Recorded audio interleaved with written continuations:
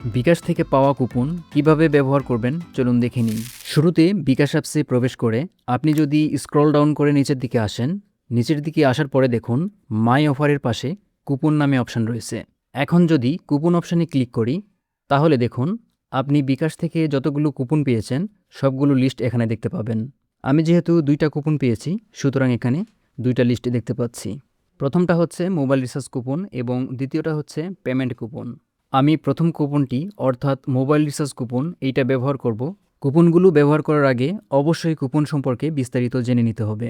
এখানে কি বলেছে এবং কি করতে হবে এটা জানার জন্য অবশ্যই এখানে আগে ক্লিক করতে হবে। এখানে ক্লিক করার পরে আপনার কুপনটি কত তারিখে শেষ হবে সেটা দেখতে পাচ্ছেন। সেই সাথে এই কুপনটি ব্যবহার করে কিভাবে অফার বা ক্যাশব্যাক নেবেন সেইটা বিস্তারিত এখানে বলে দিয়েছে। এইটা যেহেতু মোবাইল রিচার্জ কুপন সুতরাং আমি এখানে 40 টাকা মোবাইল রিচার্জ কুপন পেয়েছি। এই কুপনটি ব্যবহার করার জন্য বা এই কুপনটি নেওয়ার জন্য আমি যদি 60 টাকা মোবাইলে রিচার্জ করি তাহলে 40 টাকা ক্যাশব্যাক পাবো। ওকে, আপনি যেই কুপনটি ব্যবহার করবেন সেই কুপনটি ব্যবহার করার আগে অবশ্যই এখানে যে দিক নির্দেশনা থাকবে সেইটা পড়ে নেবেন।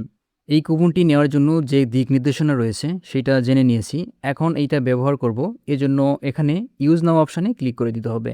ইউজ নাও অপশানে ক্লিক করার পরে সরাসরি মোবাইল রিচার্জ করার যে অপশানটি রয়েছে সেখানে নিয়ে আসবে। এখানে আসার পরে আপনি যে নাম্বারে মোবাইল রিচার্জ করতে চাচ্ছেন সেই নাম্বারটি সিলেক্ট করে দিবেন।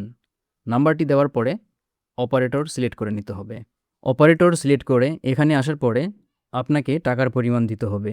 এই কুপনটি নেওয়ার জন্য আমাদেরকে 60 টাকা রিচার্জ করতে হবে। এইটা কিন্তু আমরা পূর্বে জেনেছিলাম। সুতরাং এখানে 60 টাকা দিচ্ছি। টাকার পরিমাণ দেওয়ার পরে প্রসিড অপশানে ক্লিক করব। এবার দেখুন এখানে 60 টাকা অ্যামাউন্ট দেখাচ্ছে। আর এই পাশে দেখুন 60 টাকা থেকে 20 টাকা পে করতে হচ্ছে। কারণ আমরা যেহেতু 40 টাকা কুপন পেয়েছিলাম সুতরাং বিকাশ এইখান থেকে এই টাকাটা মাইনাস করে দিয়েছে।